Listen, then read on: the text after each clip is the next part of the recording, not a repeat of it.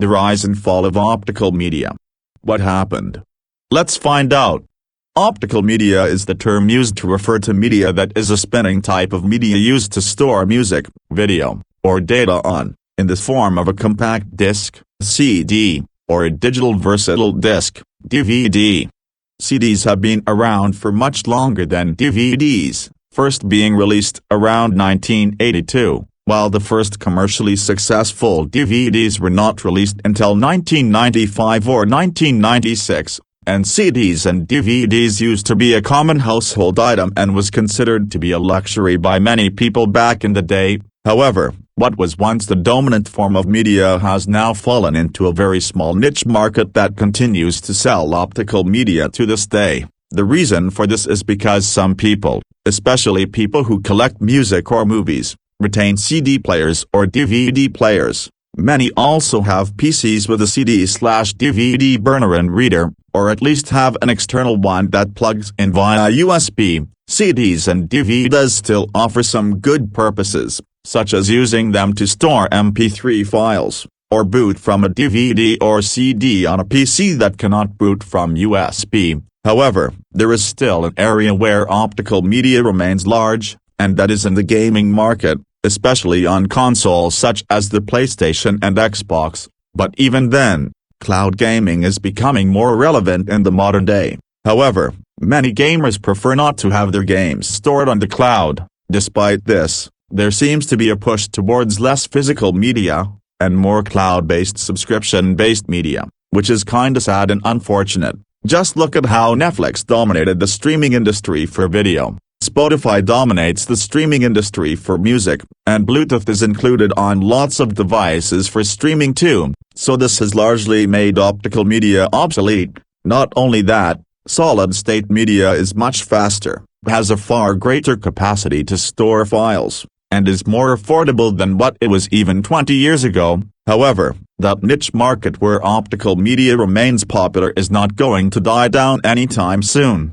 Many people find audio CDs to be of high value and are very collectible, while DVD enthusiasts like to collect movies on disc because they are tangible and collectible. Some can sell for quite a bit these days, and some video games for older systems are also very collectible. Take Xbox 360 games for example, or even the original Xbox, PlayStation 3, PlayStation 2. etc. There is a whole market out there for the people interested in buying older games, music, and movies. This is why optical media still remains viable for some people. In fact, it's still a very convenient way of storing lots of music. It's also a great way to have a second copy of data, because of the 3-2-1 rule. You must keep 3 different types of data on at least 2 different copies, one of which must be off-site, if possible. So optical media could make for a great backup media for your photos, videos and music.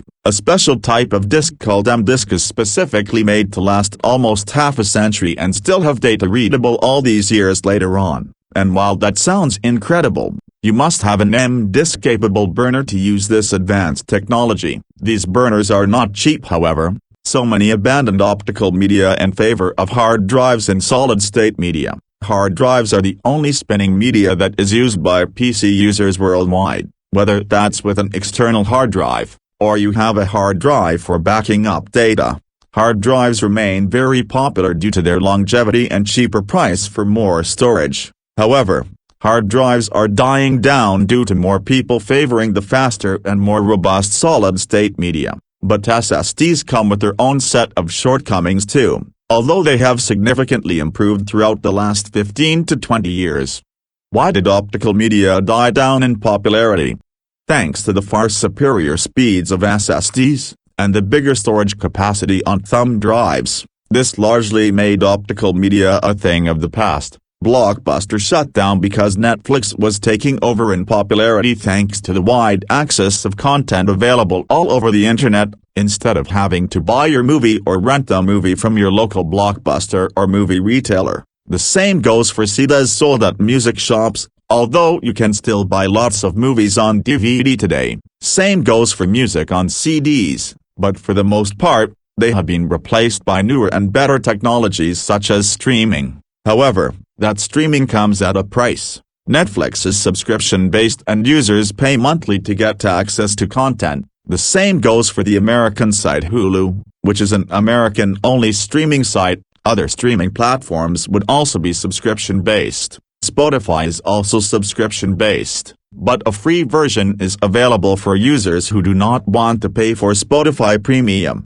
Optical media also remains popular in impoverished nations, or poor places where internet and streaming is too poor to consume media, in which physical media is necessary to listen to music, watch video, whatever it is you're consuming on physical media, and some places such as libraries keep archives and records on those special M-disks manufactured by Verbatim, which are guaranteed to have the data for at least 50 years, that's half a century. It will long outlive most people, but future generations could and potentially would have access to this data if it were to be passed down onto them. So while optical media is largely obsolete and has been replaced by solid-state media, and even more recently, streaming services, we will see the inevitable decline in sale of CDs and DVDs. However, those in the niche market who collect music, movies, or older games will find a way to keep this technology alive for just a tad bit longer. We may see the end of optical media one day,